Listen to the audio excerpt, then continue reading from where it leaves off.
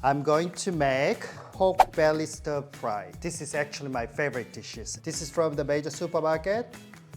It's not porky, it's very good. Little tip, when you get this pork belly, the fiber have a direction, you always try to cut the opposite side. I'm gonna season a little bit, just a little bit of garlic, 1 tablespoon of soy sauce, and then I'm gonna put some sesame oil, pepper, give it a good mix.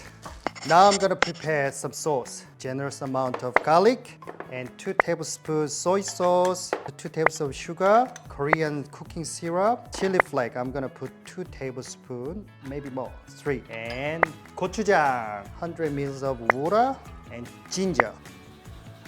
A good mix.